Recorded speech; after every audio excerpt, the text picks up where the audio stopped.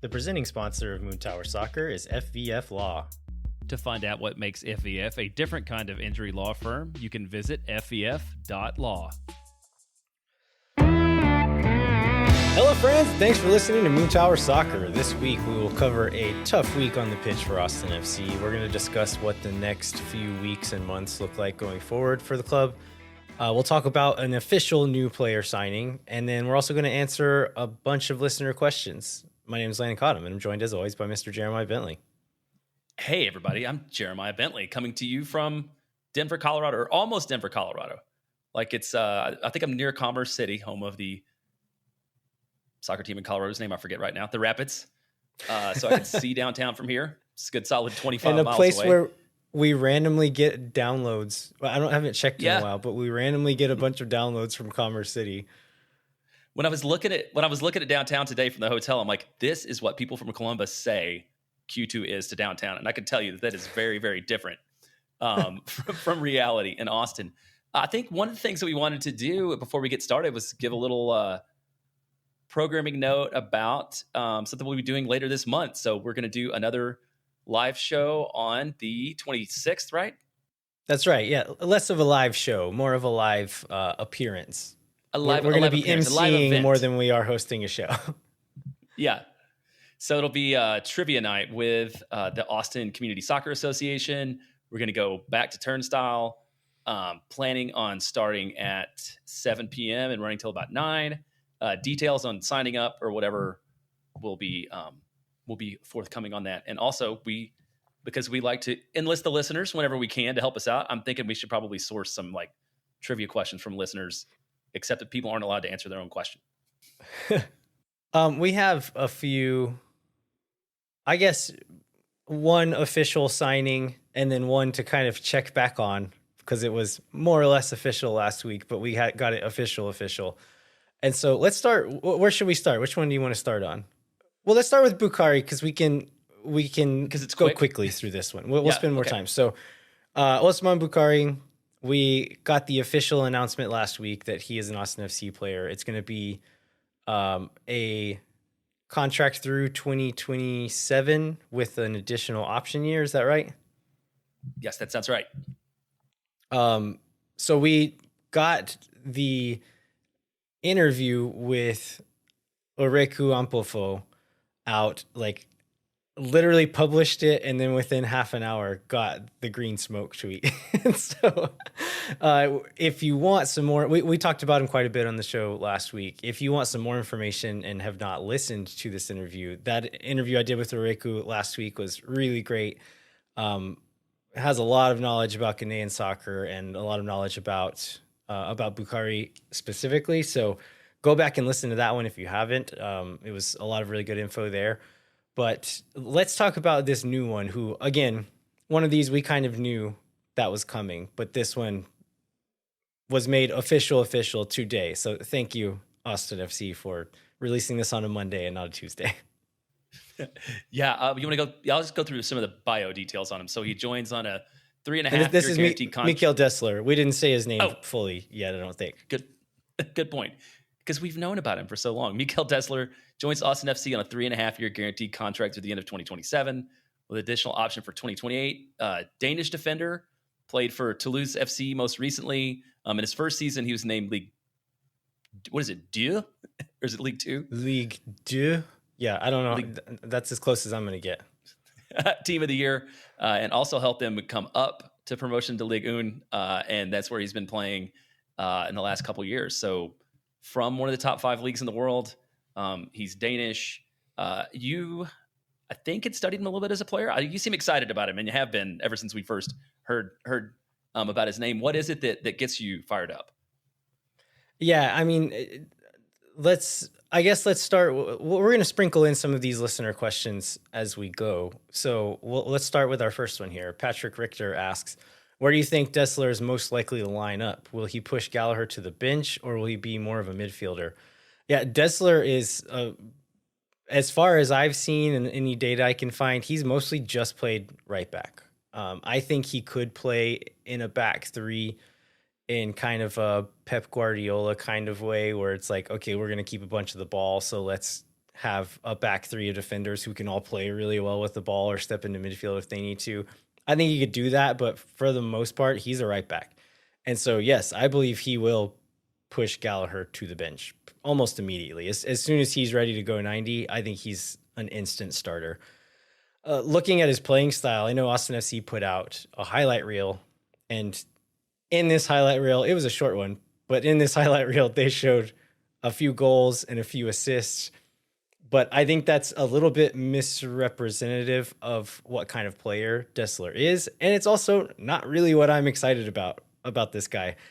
They're not going to put boring stuff in a highlight reel, but the boring stuff is what he is so good at.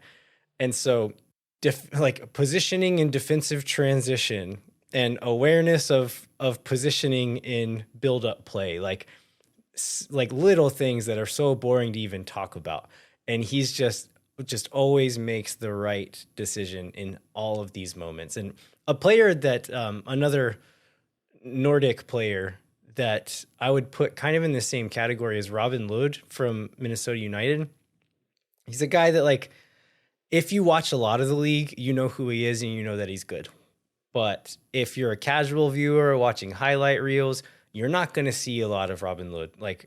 But I think any sporting director in the league would love to have that guy on your team. Desler, I think, is going to be in that same conversation once he gets settled and playing. This might be a bit of a hot take, but I think I might be more excited about Desler than I am Bukhari. I mean, DPs like Bukhari set the ceiling in MLS. Like, you need your DPs to be playing at a high level in order to win trophies in this league. But guys like Desler set your floor, and I think Desler raises Austin FC's floor significantly. Well, you mentioned whether it's him or Gallagher. So do you, just to set the context, we expect the fullbacks then to generally be Biru and Desler, with Gallagher coming off the bench on both sides? Is the first player off the bench probably on both sides and rotational starter? I think so. Once they get there? Yeah, I mean, it raises some questions about, like, are they going to be shopping some of this fullback depth at some point now? With Gallagher is on a longer contract. John Coleman is just re-signed, so they have him longer term, which, yeah, locks him in longer term here, but gives them more leverage on the market as well as far as trying to get a bigger price for him. So I think it's going to be interesting to see this summer, or if not this summer, the following winter, what those two guys' transfer windows look like, because I would not be surprised if one or both of them were being shopped as we speak. Yeah, that's the weird thing about depth in this league, though, right? Like, you really don't want to give it up, because then you get stuck in situations like Austin was in just this very week, where you play Hector, Jimenez, significant minutes, but there does seem like a surplus of people who are actually, like, decent fullbacks that can contribute. So it'd be interesting to see how that all plays out. When can he get here is a question that I've seen. So his contract ends with Toulouse on June 30th, but he still continues to be bound by the fact that the transfer window doesn't open until July 18th, which is when he can get registered. And there's still both these deals. I guess every international deal talks about how there's still visa paperwork that has to be done. This doesn't seem like one that should be that complicated. Thinking about other players that have come from Europe, seems like he could be here by the 18th and ready to go. But I still question whether anybody's really going to play before the Leagues Cup break, because there's only one match, only that Charlotte match between the 18th and Leagues Cup. Yeah, one thing I did see on Twitter the other day that's encouraging is Tom Boger, I think, responding to Tom Halleck, who listens to the show and sends in questions fairly regularly, asking whether Bukhari could come in and train with the team beforehand. And Tom Bogert responded saying, yeah, they're totally cleared to come in and train with the team if they want to. So I think Bukhari's on international duty at the moment. He'll have a visa process coming through. Desler was essentially just waiting on the visa. And so once they get into town, it seems like they'll be able to start training. So maybe they would be able to make some appearances in Leagues Cup, or maybe even in that game before. But at the very least, be ready to potentially even start by the time Leagues Cup is over and we're back into MLS play. And let's talk about the downtime. So he's going to, I mean, it won't be too much of an off season, right? Because he's like, the season's just ended. Because I know sometimes you run into these struggles where you have guys that haven't played in competitive games in months, which I guess honestly might be possible, right? When did their season end? Just a few weeks ago. So it will still have been a few months. I think on like the upside, like the other side of that same coin is that he was injured and then came back and was playing like 60, 70 minutes in their last handful of matches. And so he should be well rested, but it is going to take some time to work into fitness because again, we've been told by club employees and by pretty much anybody in the sport that the only way you work yourself into fitness is by playing games. And so, yeah, I don't think you should expect to start immediately, but maybe run him out for 15 minutes in a League Cup game, run him out for 30 minutes in the next League Cup game, run him out for a half in the next game that you can. And then hopefully, because there's not a ton of games on the back end of League's Cup, that you can get them to where they're starting at least 7 or 8 games at the end of the year. Yeah, and I was looking at the rest of the schedule too recently, and the other good thing is there's only a couple midweek games after League Cup. It seems like the three game weeks are loaded into this part of the season right now, leading up to it to make time for it, and then I think there's maybe 2 there, so you won't need as much rotational play after these guys get to town. Anything else you want to cover on these guys? I guess, should we expect this to be the end of the summer? That would be another question. Do we think this is it for Austin's business during the summer window? Not necessarily. I think we could still see some other moves just because we do have some of those supplemental spots open. I could see some, I mean, these are the highest profile ones most likely, but I could see some smaller names or some supplemental spots or something going on.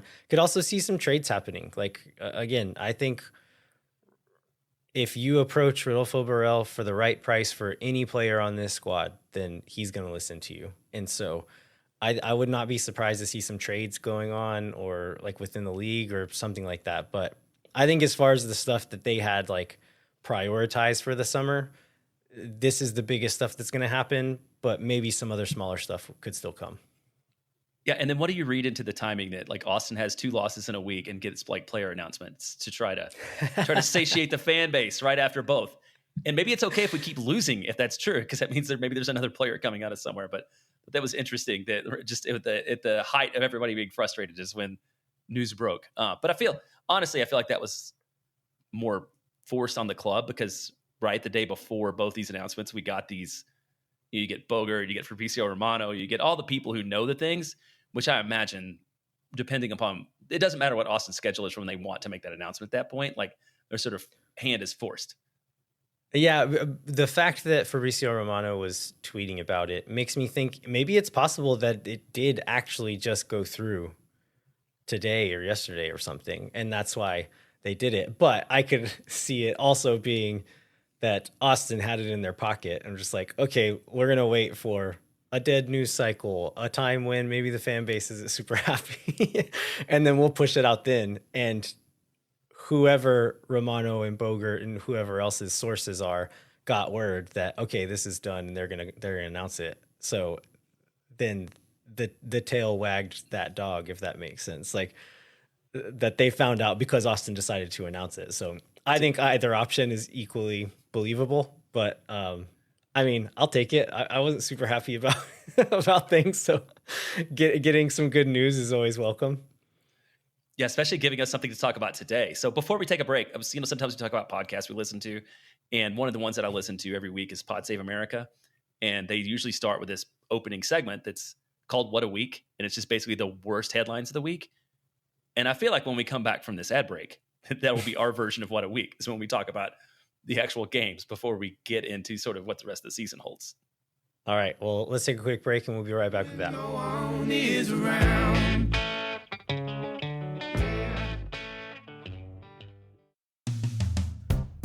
Moontower Soccer is brought to you by our friends at FEF Law, the official injury lawyers of Austin FC. FEF is a different kind of personal injury law firm dedicated to community, transparency, and client education, and they have their own podcast called Summary Judgment. You can check it out wherever you get your podcasts. You can go to fef.law to find out what makes FEF a different kind of injury law firm and why understanding your legal options can dramatically change the outcome of a case. Once again, that's fef.law. Moon Tower Soccer is also brought to you by Sage Wilson Realty. The Sage Wilson team is made up of Austin experts who are client-focused and have over 30 years of combined real estate experience. Our friends at Sage Wilson Realty are giving away 2 tickets to an upcoming match. You can fill out the form in the show notes for your chance to win. If you or someone you know are in need of Sage real estate advice in Austin, talk to our friends at Sage Wilson Realty. Be sure to check them out online at sagewilson.com.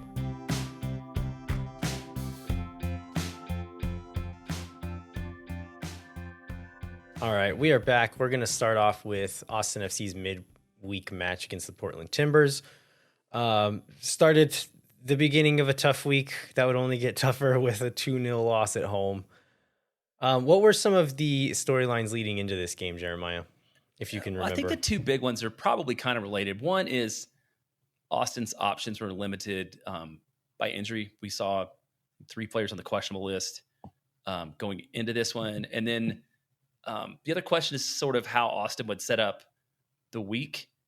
So knowing that there was this match at home on Wednesday and then one on the road on Saturday, like would Austin go all in on the first one and try to pick up 3 points, or would they kind of try to play a little bit of both and like play some rotation on Wednesday and then play further rotation on Saturday, which I feel like is ultimately what happened. Maybe a little bit forced, but I feel like Austin did not field the best 11 possible for winning on Wednesday night, and instead like considered the week as a whole. Obviously, I'm not on the training staff. Like I'm not in the training room or whatever. I don't know that, but I was talking with Colby from the Statesman before the game where he was going up the press booth, and I was like, this is the worst possible outcome is exactly what happened, where Austin had a tough one that we lost on Wednesday and then got clobbered on Sunday without a lot of horses. So I think that was what happened. Yeah, it was not ideal. So yeah, the starting lineup ended up being Stuver. Then we got, was this Biru's first game back, or am I confusing this? I think this is his second. I feel like we talked on last Saturday on the San Jose match about that being his first. He played match the back. weekend before. Yeah. Yeah. Okay. And then Heinz and Weissenen starting.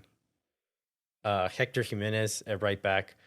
Then we got Valencia, Pereira, and Driussi in the midfield, and then Owen Wolf, Jossie Zardes, and Hunter Obrion. And so Alex Ring had played quite a bit. He gets rested. Diego Rubio had played quite a bit. He gets rested. And then, yeah, the rest of it is kind of what you saw. And I think we were talking about the right back position all week, right? And what we were going to see there, and if Owen Wolf was going to have to go play right back again. And he was, because, again, we just didn't have anything else to do, right? Well, he couldn't play right back. That's why we ended up with Hector, right, in that one, because he was having right. No, but he played there later in the game, though. I'm saying because like Hector can't finish a game, right? And therefore, yeah, absolutely. When Hector's out of gas, like this is what we have to do. Yeah, no, I'm following you now. Yeah, I just before we get into the game notes, I thought it was interesting. Statistically, like Austin looked pretty good, right? They win possession, they win shots. They win XG. I mean, I think you would talk about. I think it was after the Saturday game.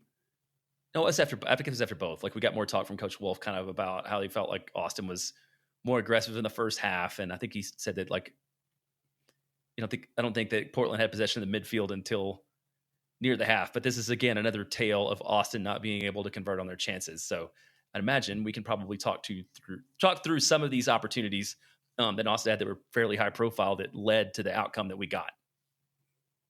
Yeah, so the first big one that we should mention is a penalty kick. Frankly, this is what happens when we do 2 games. Everything blurs together. How do we win this penalty? Driussi wins this penalty himself. He's in the box. It's one of these like not super hard tackles, but it's enough to get a penalty, and then steps up to the spot himself. But it's when he stays down. I mean, there's obviously this injury bug that's happened. I mean, obviously he's not 100%. And even after he goes down in the box, like he stays down a little bit, kind of like holding his leg and stuff. And I feel like maybe it contributed a little to the PK itself. But he's in this match for sure. You could tell that he just was not 100%. Yeah, so he steps up to the penalty spot. A pretty poor take. I thought his one against Tim Melia and against SKC that he took was not terrible. That Tim Melia guessed right. He's really good at saving pins, and he saved it. This one I thought was a pretty poor take. He hits it low and not that hard, and still fairly centrally. And so, if the keeper guesses the right way, he's gonna stop it, and that's what happens. And so, I once again got battered with tweets and direct messages and text messages blaming me for cursing Driussi on penalty kicks because I said I believed in my captain. And so I got a text message from friend of the show, Jessica Luther, saying, well, how powerful do you feel now? The commentator's curse. And so I promised Jessica that I would fix it on this show. So I would like to go on the record as saying that, quote, Sebastian Driussi is a piece of who should never play again. You hear that, Seba? I'm doubting you right now.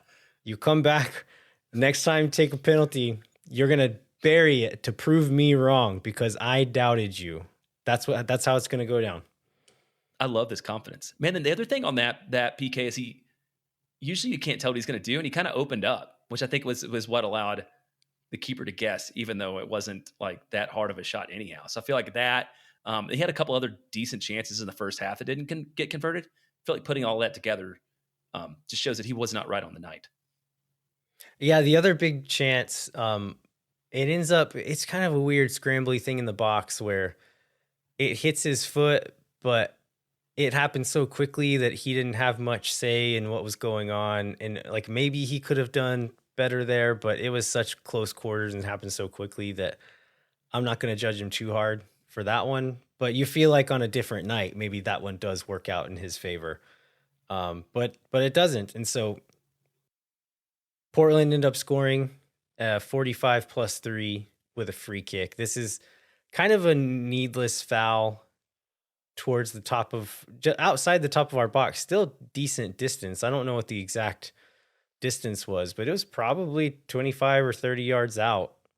And Brad Stuver sets up his wall, everything's set, and Evander hits just a really nice free kick. He curls it around the outside of the wall inside Brad Stuver's post, and there's nothing he could have done about it. There's nothing the wall could have done about it. And I think it was Ross Smith, the analyst on the call that night, was saying, and I was thinking the same thing in person, that like maybe Stuver should have set his wall, like knowing how talented Evander is, set your wall up outside of that post, not just flush with that post.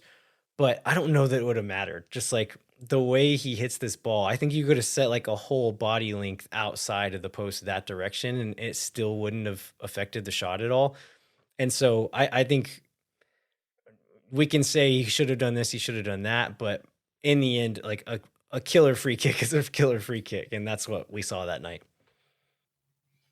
Yeah, there was no denying that. This guy just shows he's like incredibly talented and, you know, a real asset to Portland. So yeah, Austin goes in at the half, down 1-0, comes back out, and again, like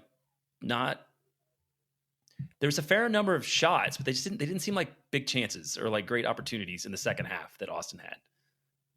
Yeah, I agree. That's what we saw. I'll have some more thoughts on just kind of the game overall, but the second goal comes in the 66th minute, a penalty.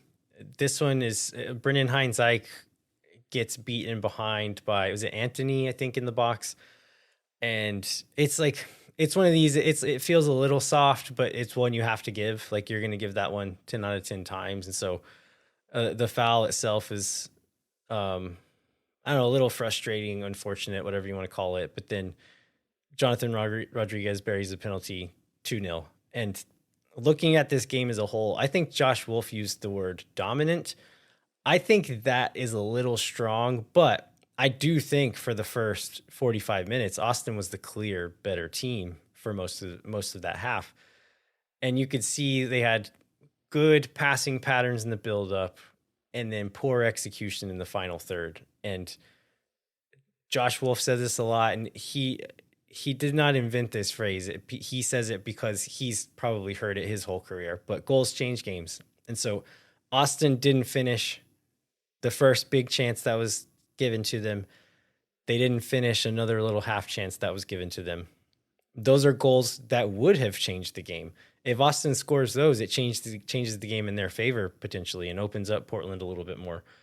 But they didn't do that. Portland scores that first goal on a piece of magic from Evander, kind of against the run of play. And Portland's able to sit back a little bit deeper. And by the time that second goal comes, Austin's legs had gone. It's a hot night midweek after kind of a pretty tough schedule. And Austin just can't go anymore. And so even if the game state were as such that they didn't need to get something in those last 30 minutes, I don't know that it was ever going to come just because of how dead they were at that point in the game. I saw a lot of people talking about Austin's possession in this game. And I think this is a little bit of a frustrating talking point to me. Austin only wins when they lose the possession battle, but you have to take game state into account here. Possession is not a dial you turn. Goals change games. Goals affect possession and how much of the ball Portland wants in that part of the game. And so goals will affect the game state. The game state's going to have a huge effect on possession. So if Austin scores, let's say Austin scores those two chances in the first half, what do you think happens to possession at that point? Well, that's a fair point. Then at that point, Portland's going to have most of the ball because Austin's going to sit back and try to keep the lead, try to keep any obvious breakaways or anything from happening. So Austin would have less possession because of that. So I think there's some truth to that in the way that Austin plays. Because when they play direct, they seem to be generally more successful. But yeah, ultimately possession's a function of whether you're ahead or behind a lot of times. Yeah. And in this game, it was close to 50-50 at halftime when Austin was looking like the better team. And so, yeah, I think this is one of these moments where the stat is maybe missing the forest for the trees a little bit as far as possession goes in this specific game. I do agree with your point that Austin playing a bit more directly at times has worked for them. And I think they'd agree with you there and have been trying to do that more. I think in this game, it was just the execution wasn't there. Some poor passes, some misreading of runs, and just the lack of that top end quality being there when it matters the most. And that opens the door for Portland to do what they did. Yeah, I don't disagree with that. Do you want to talk through some individual players, or did you have notes in the game overall you wanted to cover? No, I mean that's kind of all for me. If you have anything else, we can go through that, or we can move on to RSL. I just have one thought, and I just noticed this today when I was rewatching part of the game. I feel like this, not just because of the penalty, but I feel like this is one of Brendan Heidenstein's poorer performances overall. He didn't seem to be in the right place a lot. I mean, guy's obviously not going to be perfect, but this is probably the first time when I was a little bit disappointed in him and what we got out of him. I did love when I thought he was going to play striker. It was one of these kind of Julio Cascante moments where he's got the ball way up the field, controlling it in the 18, and he didn't make a lot out of it. But I would say that's just one guy that seems super reliable. That was not that way on Wednesday night. Yeah, I totally agree with that. All right, let's move on to, I don't know, the worst half of soccer Austin's ever played. Since I have recency bias and cannot remember other terrible games at this point, but it's got to be up there. Yeah, so let's set the scene here a little bit. So Sebastian Driussi goes down in the Portland game and comes out early. He's not in the squad for RSL. It doesn't look like he even traveled to Salt Lake with the team. And so he's out. Ethan Finley ends up not being on the match day squad. Owen Wolf has played a ton of minutes recently, and I was kind of expecting to see him not start, and that's what we ended up seeing. And so the starting 11 ends up being Stuver. Then we get Gallagher at right back, which was welcome because without him there, I mean, this ended up being a slaughter anyway. But if we are going into another game where Owen's not available, Hector can't go 90, like running that team out is unfortunate to say the least. And then Cascante and Väisänen get the run out center back. I think this is maybe a little bit of, Brendan, what you were saying before, Brendan Heinzike not having a great game. Väisänen has looked decent in his sub stints coming in, so let him go again, get Julio a run out before he leaves for international duty, and then Biru starts at left back again. The midfield, we get Valencia, Ring, and Pereira. And so Danny steps forward into that more attacking role as Drusi's gone. And then we get Jean Kolmanich playing kind of a hybrid wing back, left wing position. Diego Rubio at striker and Jader Obrian as one of the wing players. And so in the attack, I think the idea, we did not see a lot of this, and so it's kind of hard to say exactly what they were trying to do. But in the attack, it seemed like they were trying to kind of do business as usual with Kolmanich playing that left wing position. In defense, it ended up being kind of a 5-2-3 with our wing backs pressing up pretty aggressively as they played balls out wide. And so Kolmanich was kind of doing that John Gallagher role that we saw the last couple of years, where he's kind of flexing from wing back to winger at times. I wish I could look at this game and say it was because they changed this thing tactically, or this guy was out of position, or we were missing Driussi or whatever. I wish there was like a thing I could say that this is what we learned from this game. I don't think I learned anything from this game. I think the guys weren't up for it. They had a couple of things not go their way early, which kind of snowballed into just them getting punished for having an off night and RSL being on fire as of late. And that's what it looked like. Like RSL punished Austin FC for every mistake that they made. Yeah, and it's something we know RSL can do. And I think going in, what did they say, that RSL was like 12 straight league games without a defeat? So they're on a hot streak.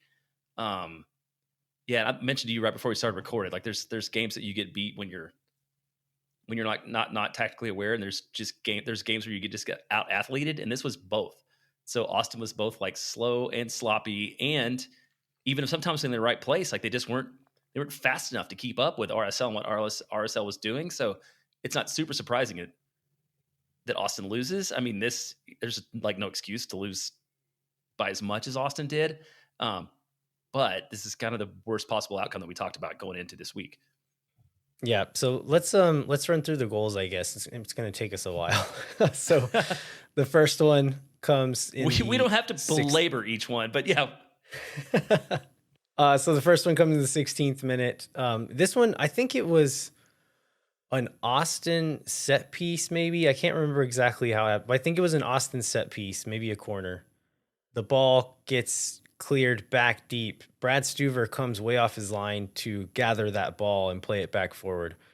They play it forward. It ends up going back to RSL on a throw-in, I think. And so Austin is still kind of settling back into their defensive shape. Stuver's still recovering back to his line. And they throw it in. And it ends up with Christian Arango just kind of like walking towards the halfway line with the ball. And Austin is not pressing in this moment. They're kind of, A, the energy wasn't very good. B, they were sitting in more in that mid-block look defensively. And then C, everyone was kind of out of sorts in that very moment. And so if Austin were pressing and putting pressure on the ball, Stuver can afford to be off of his line in that moment, because you're not going to give the guy with the ball in that part of the field time to take that kind of hit. Austin was not putting pressure on the ball, and Arango's just like walking with it. And so in that moment, Stuver needs to be back on his line. To Arango's credit, he does a good job of disguising this and makes it look like he's trying to hit like a long diagonal with his body language and the way his eyes were looking. And so good on him for that. But Stuver should have not been in the position to make that an option even. Yeah. And so that, like, how far is that? It's from beyond the midline, correct? Yeah. So it had to be like, I don't know, 65 yards or something like that. Yeah, it is so he gets chipped, and this is maybe the third time that's happened now in 4 years. I think, because there was one against Houston where Brad injured himself. There's one against Seattle too, right? The Rui Diaz one. Yeah, and I'd say on both of those, I think like the state of play took more of a part in those, because the way that we play with the ball, Stuver is going to be off of his line a lot of times. And in both of those, I can see the Houston one pretty clear. There's like a bit of a deflection, kind of a little ping pong play, and it ends up with Ferreira in a spot to take a shot when like nobody could have foreseen that he was going to be able to in that position at that moment. And so I blame Stuver less for that one. The Rui Diaz one is the other one. I can't remember what led to that, but it seems like kind of a similar thing. Did Stuver play a clearance poorly? How did Rui Diaz end up with that ball? That seemed, it was something like that. Yeah, it wasn't so straightforward. It was more to do with like what happened before as opposed to Stuver's positioning outright. This one, nothing else was going on. Like in that state of play, Stuver needed to be closer to his line. And I think that's about as much as you can say about it. Yeah, totally. All right, well, let's move on from this one and go to the next goals. Yeah, this one, second one's Anderson Julio, the 24th minute. Austin coughs up the ball after a throw-in as we're recovering. Gallagher is not tight enough on Anderson Julio, and I think it's Ojeda plays a ball, just like a pretty simple little ball, but Megs Cascante in doing so. Then Anderson Julio is able to meg Väisänen for the back post finish. If you watch the replay, Stuver, because of Väisänen's positioning, like Väisänen is kind of corralling him towards that near post. So Stuver braces for that just like blast towards the near post. You know, like they'll try to roof it over the keeper's shoulder on that near side. Stuver was bracing for that. And so when he hits it down low and megs Väisänen, Stuver's caught completely unaware. And by the time he notices what happens, it's too late and it's sneaking into that back post. So that's the second one. The third one comes in the 31st minute. This is a cheap giveaway playing out of the back. Cascante tries to play Valencia just kind of in between lines. The pass isn't quite accurate. Valencia is not quick enough to recover it, and they go the other way. It's essentially 5v3, and they play a nice little combo into the box, play a square ball across the face of goal that gets smashed in. There's a check for offside. I think it got called offside initially. They take it to VAR, and I think on the replay it's pretty clear that everyone was on, so I think that's fairly given. The fourth one comes 45 plus 5. This is a reset after a failed corner kick for RSL. So they kind of recycle it and send it back out. It ends up with Brody deep on the right-hand side. He plays the ball into the box, and we just decide not to mark the leading MLS goal scorer for whatever reason. Arango gets an unmarked header in the box. Stuver gets a hand on it, but it's such close distance that he gets like a full palm on the ball, and the ball still gets past him and goes in. Watching the replay on this one, after the first corner, we're kind of scrambled, and they reset their defensive line. You know, they usually set up around the 18-yard box on like set pieces from that position. So they kind of set up that way. But if you look, we've got 3 or 4 guys on the near side where RSL doesn't have any players. Every RSL player is on the far post at this point. And so I think if you look back, like Austin should have kind of slid that line of defenders towards where the RSL players were. It's hard to do that in the moment, of course, and like easy for me to say to do it watching the replay, but it ends up not being enough players to mark all the players. And so Arango runs past Kolmanich, but Kolmanich has two guys outside of him. And so he thinks Gallagher is going to mark Arango, or Gallagher ends up marking the guy in front of him, with leaving Chicho Arango just running into the box, unmarked, uncontested header right at Stuver. Yeah, so Austin gets to halftime. I don't think there's much doubt that this is the worst half that they've played all year. I mean, it honestly could have been even worse without a couple goal line clearances. A good play from Stuver. I think there's no more evidence of that than the fact that Austin gets to a half with 0 shots on goal versus 12 for RSL. And then we get the second half, and I guess maybe it's like marginally better. That seemed to be the opinion that we had from Coach Wolf and from Alex Ring in their post-game comments. And I know Ring looked exceptionally down and talked about it not being acceptable. But that's where Austin was. I think that there's nothing good to say about that. We can maybe move on a little bit into what we saw in the second half. Yeah. So I guess let's go to just this next goal, which is a pretty strange turn of events. And I think in a more competitive game ends up being a bigger storyline. Oh, totally. This is a corner kick, I believe. And the ball gets headed in the box by an RSL player. I think it bounces off of one Austin FC player and then onto the arm of Brendan Heinzike. This is all something we see in hindsight, because in the moment, if you watch, none of the RSL players are calling for a handball. Nobody's acting like there's anything wrong.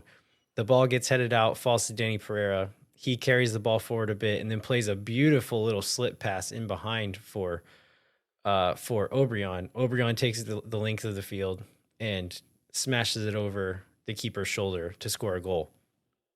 They go to VAR, say that it was a handball. And again, we're going to get to some more listener questions later on, but we have one here. Yerwin now says, when is a handball these days? And do we believe that VAR is ruining the beautiful game? I'll answer the first one, or the second one first, saying I don't think VAR is ruining the beautiful game. I think that we're maybe in a teething stage with it, where there's some stuff that needs to get ironed out. I think history is kind of littered with these things where something changes, everyone is outraged by it, and then over a little bit of time, it levels out and everybody's fine with that thing that everyone was outraged about for a while. I think VAR will be that way. So I'm not mad at VAR. I am confused by the handball rule. Do you have a clear idea of what is and isn't a handball, Jeremiah?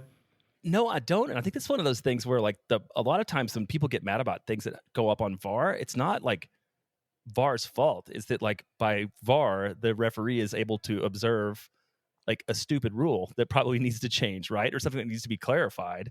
And I think that maybe you could say that was a situation on this one on Saturday. Yeah, a take on handballs that I see a lot of refs doing these days, and I really appreciate, is if the ball is not going on goal. And I think in the Portland game, maybe in a recent Austin FC game, there was a ball that went off an Austin FC defender's arm in the box, but it was hit by another Austin player. It was not a goal dangerous opportunity. And so the ref let it play. And I'm 100% on board with that. If it's a moment where it doesn't matter and it hits the player's hand in that area, whatever, just keep playing. It doesn't matter. And I think this one is borderline in that area where, yeah, there's it is an offensive play for RSL, but the ball kind of barely deflects off of Heinzike's arm. It's not going towards goal. And so I think you could argue, and maybe fairly argue, that there were still RSL players in the area that maybe that ball could have deflected to, and they could have finished the play off. So maybe that's what they decided. But they end up giving the handball, which means a goal for Austin gets brought all the way back down the field and ends up a penalty and a goal for RSL. So talk about being punched while you're down. But I mean, Austin, that goal wasn't going to change anything for Austin, but I think morally it would have done something for them. It would have done something for the psyche. Yeah, and that was one where, because I think I said this, but like I was at an event on Saturday night, so I was following along on my phone, and I saw the goal, and then I saw the goal for their team is very confusing, and even going back on the rewatch, it's just like a weird quirk. But I think, like you said, if it's going to happen to Austin at some point, that game on Saturday was the game for it to happen, where it had no impact on like the overall outcome.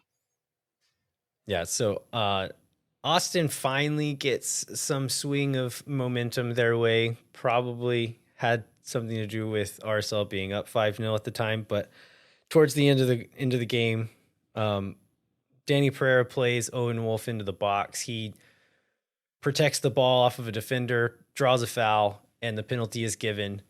In the moment, I was watching with some friends, and we were just thinking, like, with Driussi out, who's going to take this penalty? And it ended up being Alex Ring. And I think in hindsight, like, once we saw him step up, we're like, okay, this makes sense. Like, the captain, I know we comment on Alex Ring's offensive ability in the final third quite a bit, but penalties are almost more about confidence and experience as they are attacking ability. And so I think Alex Ring made complete sense. But Trevor Allison wrote in a question saying, who would have been the funniest person for Josh Wolf to pick to take the late penalty on Saturday? Brad Stuver or Owen Wolf or someone else? I kind of think Trevor nailed it. I think Stuver and Owen are the two funniest options he could have done. Stuver just because it's funny to see a goalkeeper take a pin in open play like that. And then Owen for trolling reasons would have been the funniest. Do you have any other candidates here? I don't have a good candidate. I definitely think the funniest possible outcome was for it to be Owen, and for Owen to like bang it in. And that's just at least twice where he's managed to kind of draw a penalty in a situation where it didn't necessarily you didn't have to do that. So like he's got a little gamesmanship in him, especially for a guy that's just 19. So it was good to see that out of him. Yeah, for sure. I mean, that one was not competitive from several minutes in. Do we have anything else to comment upon this game? No, I think after the break, when we get into some listener questions, we can also talk about how Austin sets up for the future. But I think, forgetting this game and moving on is probably the best possible thing. All right, let's take a break and we'll come back with some more thoughts and then some listener questions. Moon Tower Soccer is brought to you by premier sponsor McGuire Woods Consulting. They help clients in the public affairs space, from lobbying at the local, statewide, and federal levels to digital and communications campaigns across the country. McGuire Woods Consulting has offices in 10 MLS cities, but only advertises on this podcast because it's home of the two-time reigning Copa Tejas champions. Contact our friends at McGuire Woods Consulting at mwcllc.com for more information. Amplify Credit Union is a member-owned financial cooperative that served the needs of Central Texans for over 5 decades. As a credit union, Amplify has no shareholders or parent companies. That means more of your money stays in the community.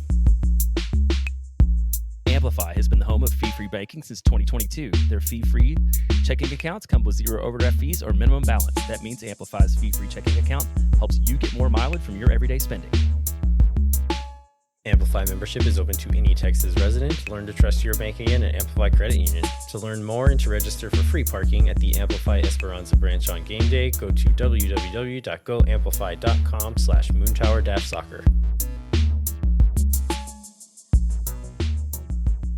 All right, we are back. Let's take a look forward before we jump into listener questions. So Austin's going to have some guys gone for international break, some card things, but the long and the short of it is during June, potentially further into July, we're going to have some guys missing. Yeah, absolutely. So we get Danny and Julio on national team duty for their respective clubs on Copa America. Time on for return on that one is the earliest that we'll see them back is early July. If their teams don't make out a group play, and maybe even later than that, maybe middle to late July, if they go all the way, is when they would be able to come back. Yeah, I think the first knockout round is the first week of July, and so it would just be like week to week at that point. Looking at kind of seeding for Copa America, as far as seeds go, neither Venezuela nor Costa Rica are favored to make it out of the group. that doesn't mean it can't happen. And looking at the teams in those groups, it's far from impossible. So they very well could end up playing 1 or 2 knockout round games and being gone until the middle of July. And, Danny you Ferrer were talking also about Danny's picked up complicating factor too. Yeah. Yeah, also picked up a 5th yellow card in this game against RSL. I think it was Phil West maybe posted this, that he got confirmation that this suspension cannot be served while he's on international duty. So we can't go into the Colorado game and say, oh, Danny's sitting out this one when he's actually with Venezuela. So it seems like he's going to miss all of those games and then still miss one more game after he comes back from international duty because of yellow card accumulation. So that's another thing to factor in. We've got Diego Rubio's on the preliminary Chile roster. They're saying they're going to announce that June 12th, which is the date of their first friendly before Copa America. That initial roster was huge. They had a lot of players on it, and I don't think he's been called in quite a while, so I don't think we should be too nervous about this one, but it's still a possibility. Yep. And then we've also got Leo Väisänen out. He's going to play 2 matches with Finland. They are both during the international break, so he should be back, but this is a guy that, with his history of injury, you feel nervous about anytime he's on the field in extra competitions. Yeah, absolutely. We also have Sebastian Drusi out with that injury.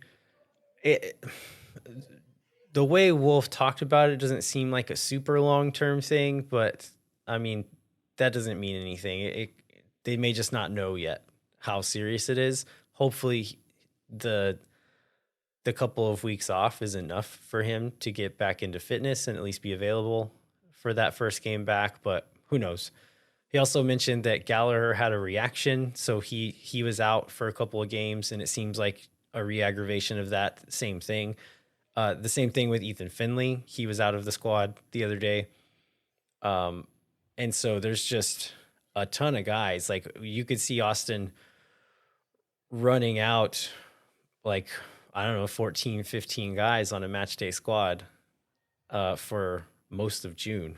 And yeah, Josh Wolf told Phil in the press conference the other day, he's not going to bring up guys just to bring them up. Like, if he doesn't think someone can play in MLS, he's not going to put him on an MLS roster. Yeah, and that's a bit of Josh's stubbornness that may end up biting us. But I mean, you can even see that in the roster on Saturday, right? Because weren't there 2 backup goalkeepers active, and Austin still was using all their subs? Yeah. Yeah, I mean, I think if we get to the point where we can't make subs without having the guys there, then yeah, put whoever you need to up. But I really don't mind the stance of saying, like, nobody else is ready to do this, we're not going to force it. But there, you could see a reality where his hand gets forced there, and you just got to put someone on the bench in order to even, like, to have enough. Like, I'd say, like, you can get away with not making all 5 subs, but if you're at a point where you can't make 3 subs, like, that's a problem. You need to have someone to be able to go onto the field if emergencies happen. Yeah, for sure you do. And then I guess we should touch on, so Moussa Jite, his in theory, his loan is going to end on June 30th, and we haven't seen anything concrete saying that he's either going to have his loan extended or Austin has found another option. Like, I mean, I keep thinking that there's no way he comes back to Austin, but, like, giving the thinness and where he is, like, do you see a possibility that he's one of these guys on the bench? I mean, I'd be very surprised if that happens. It's not impossible, but you'd have to think that they are trying to find a solution for him. And with as successful as he was, and it's Turkey's 2nd division, so I don't think we should put too much stock in those numbers, but I think those performances will have created a market for him. So somebody should want him, right? Like, surely somebody will take him off of our hands.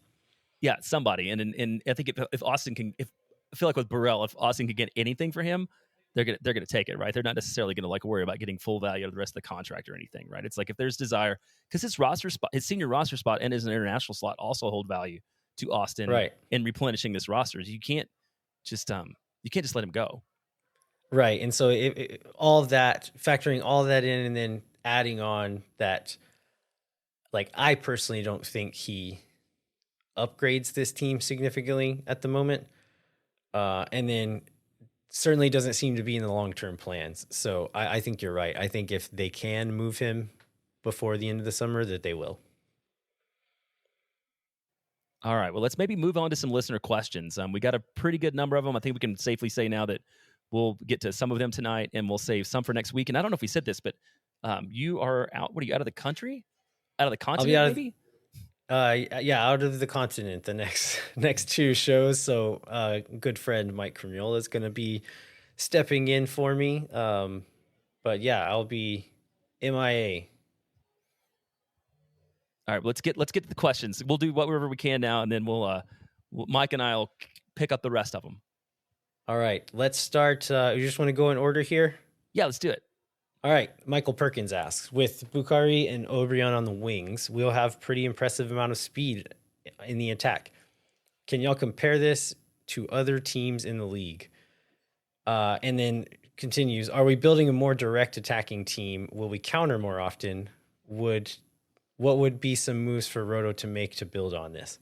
So a lot there. I mean, comparing it to other teams in the league, I mean, a pretty direct comparison is the Galaxy, right? Bringing in another Ghanaian, Joseph Paintsill, and Gabriel Peck, just like two super talented wingers, bringing them in at the same time.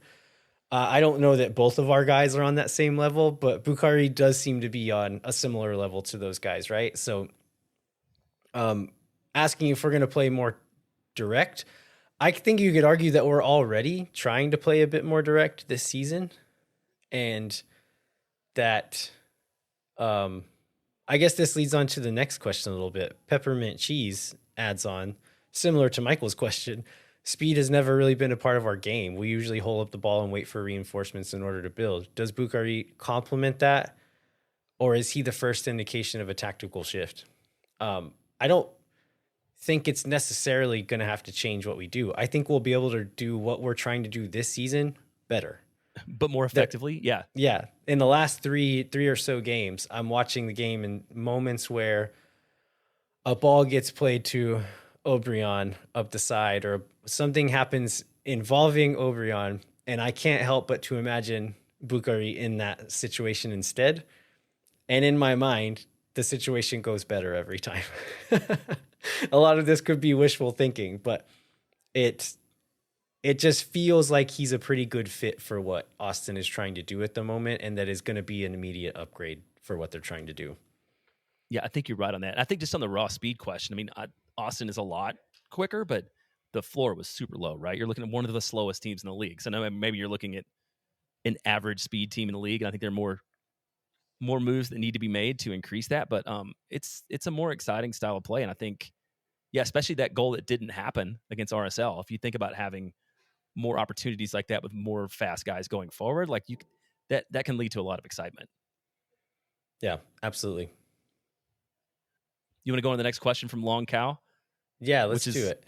It's like a book. It was one I would expect. It's a very well thought out question. Starts with, this is a common pejorative I see in a lot of football is manager ball, or wolf ball in our case. I suspect most folks have different definitions for what that means. If they have a coherent one at all, how would y'all define wolf ball? Yeah, so all of this text you're seeing is stuff that I added, Jeremiah. That was the end of Long's question. I thought Long had given us the answers to positional play and everything else, but okay, this is yours. Okay. I added this in, and so I wanted to make sure I was able to kind of define this coherently. So I got some help from a website called Coach's Voice, which is I'm subscribed to them at the moment, and have been it's like coaching resources, but they have like Arsenal's U15 coach teaching like finishing drills, and it's like super nerdy in the weeds stuff, but for stuff like this, it's really great. So they had an article about positional play, which is what like the model Josh Wolf ascribes to. And so positional play as defined by Coach's Voice is Players taking up positions to attempt to create numerical advantages in passing triangles or diamonds in the hope of progressing possession through the thirds. All players in the team must follow strict rules about the positions they take up in relation to their teammates, the opposition, and the ball. And so an example that Pep Guardiola uses, he will like split the pitch into zones of vertical and horizontal lines with each player assigned to a zone. And there should never be more than 3 teammates in a horizontal plane and never more than 2 in a vertical plane. So this is like the world that Josh Wolf is living in, right? So I've heard people use Wolfball to describe kind of anything that Austin FC does that they don't like or they think is bad. And fair enough, that's what we're seeing, right? So what else are we to call it? But I think that like too many crosses last season, not playing vertically enough. Some of this is going to be on the coach and what he's drilling the players to do, but a lot of it has to do with this next thing I'm about to talk about, that the coach's voice goes on to say the disadvantages of positional play are positional play requires high quality players able to receive on the half turn and quickly spot the next pass. Without players of a high enough caliber, positional play can easily fail.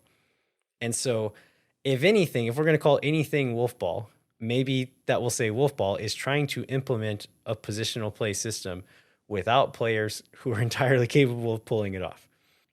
Because I think that, to me, that's my biggest criticism of him. I like this style of play. I like watching it.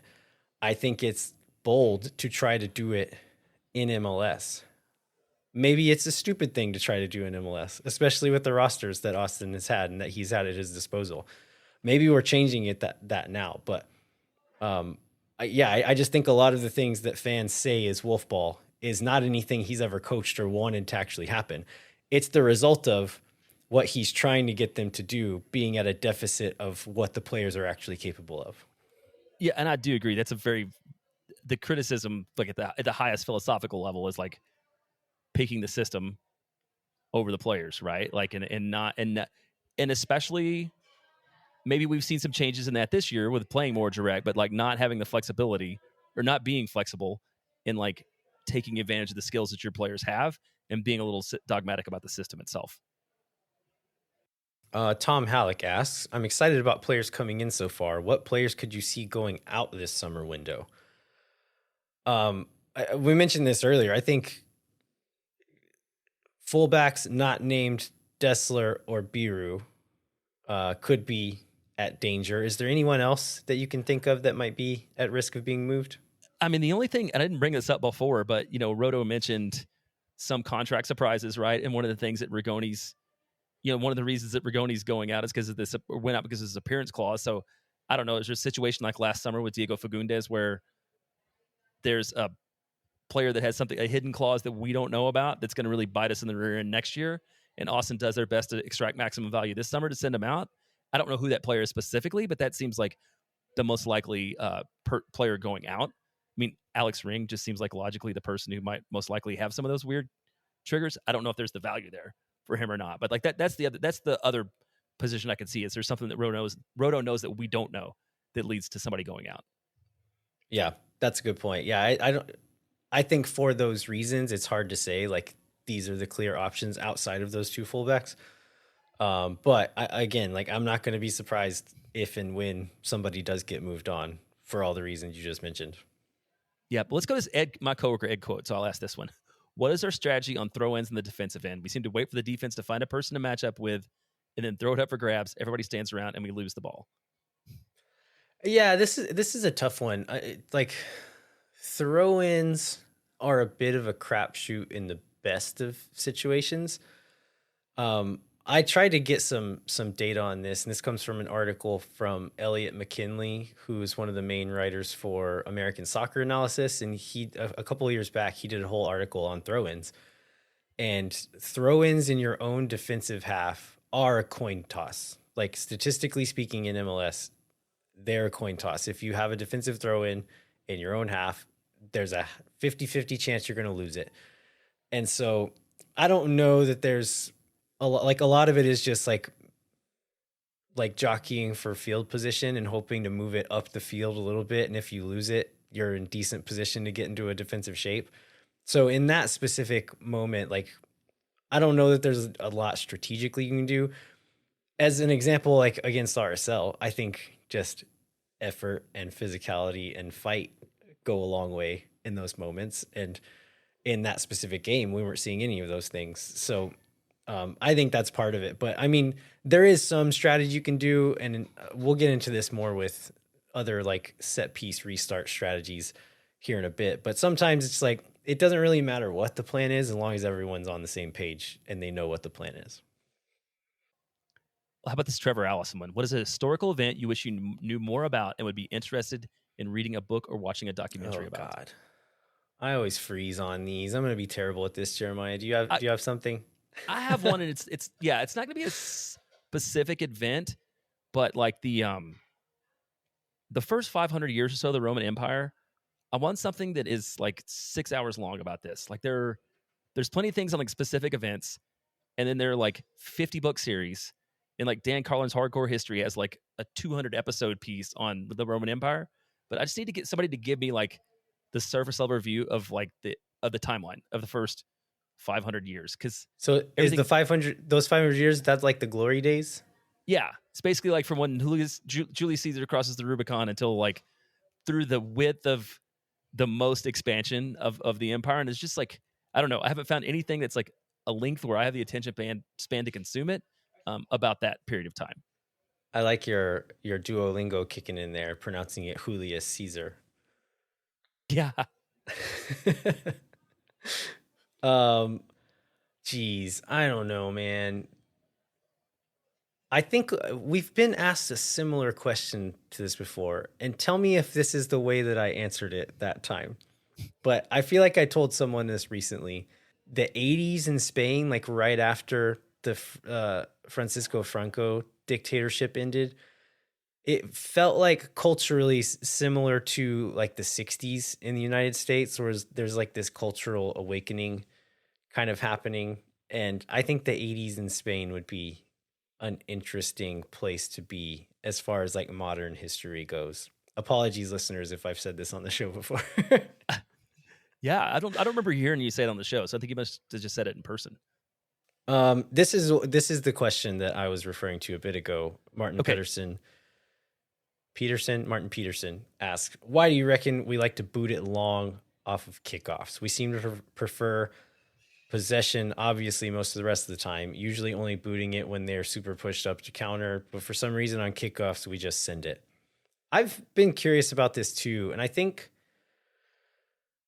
a lot of it just has to do with like kickoffs are kind of a field position play, and they're a unique moment in a game where it's like not similar to anything else, where you see like if we have a goal kick and we play it out of the back, oftentimes we will try to play it out of the back off of a goal kick. Not all the time, sometimes they'll go long, but it's a unique situation where you can play it long and guarantee that all of the other team's players are on that half of the field. And so I think it's a chance to put it deep into opposition territory and easily get all of your players into that territory as well. And so there's other strategies, but as I kind of alluded to before, I don't know that there's inherently one strategy that's better or worse than another on those. I think you look at the players you have, look at strengths, look at like kind of the way you want to manage a game and choose one that you think fits best with those. And this is the way that they've chosen to do it. I think it is a little incongruous with the way they play the rest of the game, but I don't think it's necessarily a bad thing. It's just the way that they chose to do it. I think another thing to keep in mind on these like restarts like this is the like watching a game of soccer. And I think one of the really cool things about soccer is the meta game that's constantly being played of like the offside line and constantly like moving that line about as a defensive back line. And even when you have the ball, you're kind of thinking of that line as well. And I think that has a lot to do with when you're deciding to boot it long, is you can reset that line there. If you play all the way back and try to actually play it out a little bit and you lose the ball, your line is deeper, and that puts you in a tougher position. So kicking it long in those situations allows you to set that line high in their own half even, and try to win the ball in an advantageous position. Or even if you don't win it, you're pinning them back for maybe a defensive throw in, or a throw in their defensive half, which we know from the numbers is like not a great situation to be in if you're the one taking that throw. So yeah, I think there's a lot of like little small strategies going into it, but maybe not necessarily one big specific one. All right, let's go into one from Sully here. It says, if you could travel to any other country for a match for free, which country and which club would you go see? I mean, obviously for me, it's Liverpool at Anfield. Like that's not, I don't think that's a very, it's kind of a shame that I haven't yet. I think it's a very controversial one. Where would you go? I mean, honestly, that same answer would be pretty high on my list. I've not been to any games in England. I'm fortunate enough to have been to a couple of games in Spain. I went to the Cup semifinal in Portugal a couple of years back. So I think I would want to do a bigger one. I think I would maybe pick like a big derby game in Germany. I went to a second division game at Bayern's stadium in Munich, and that was really cool. But I know like Borussia Mönchengladbach, Bayern Leverkusen, Dortmund, like the non-Bayern big teams all have really great fan experiences, really great stadiums, and I would love to go to like a big, meaningful game at one of those teams. This next one is from Yero and Naus. What could possibly be the reason of all the groin injuries on our squad? I know last year, a couple of years ago, there was some fans speculating that there's something wrong with our medical staff, that maybe they needed to be replaced. I mean, I've never heard anybody say anything like in the profession, not outside, in the profession of sports science, of coaching, of players. People speak super highly of, I'm forgetting his name, Dave Tinney. Yep. The head of the sports science and high performance department for Austin FC. So I don't put a lot of stock in the fact that it has to do with the staff, like the medical staff on the team. I think it's soccer, and you hurt your legs playing soccer. I mean, that's about as much as I put into it. Yeah, and back on the staff, I mean, Brendan Hindsight specifically talked about that being one of the things that drew him to the club. I think they seem to happen in weeks like we've had, where it's just a lot of wear and tear on a lot of guys from playing a lot of minutes and playing a lot of minutes in the heat, and that's probably the thing that's always gonna happen in Austin. Yeah, I think it's just part of the game. Go ahead. 2022, we didn't have many injuries, not many long-term ones, and not many at the same time. And I think we got a little spoiled with that. But it is pretty normal to have several guys missing at the same time. And 2022, we didn't have that problem. 2023, we did have that problem. And then this season, we haven't really had that problem too bad yet. But we're noticing that the squad is so thin that if you lose one or two guys, it becomes a big deal in a year like this. So I think we notice it a bit more because of the situation that the team has been in, but I don't like these injuries are not out of the norm in this sport. Yeah, that's good context for sort of the rest of the league, because you read that every week when we're looking at injury reports and looking at both teams, and then everybody's down players. Well, this next one's from Robert Miller. It says, if I remember correctly, the last time we had a segment about roster rules was 2 seasons ago.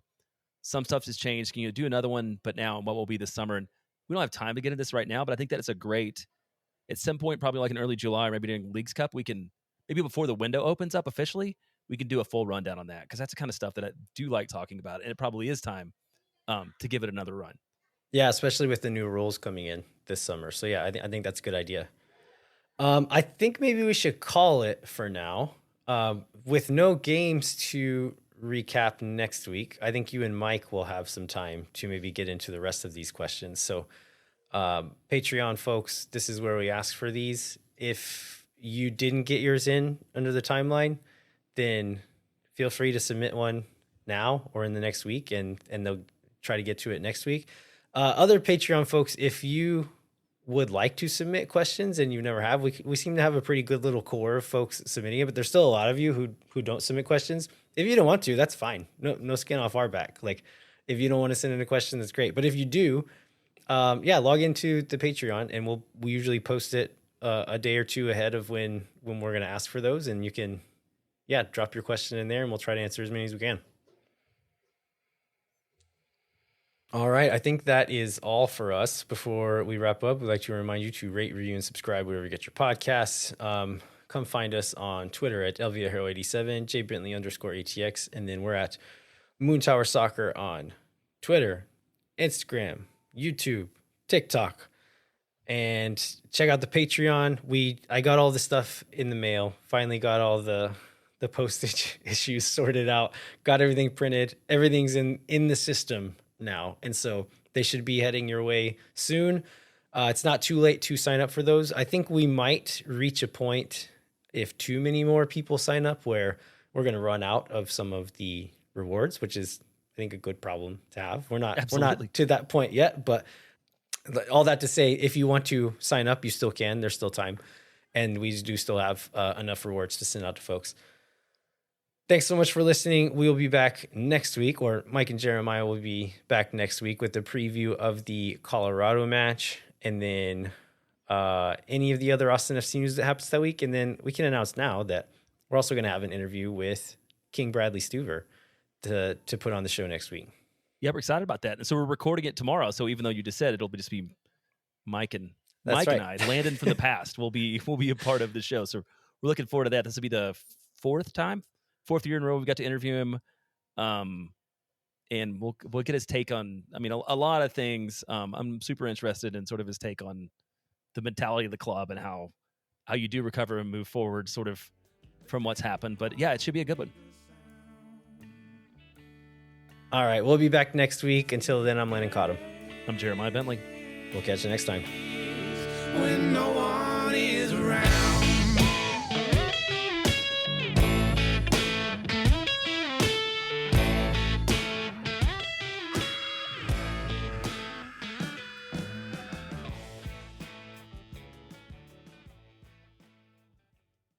Thank for nothing, you never. La gente Oh my God.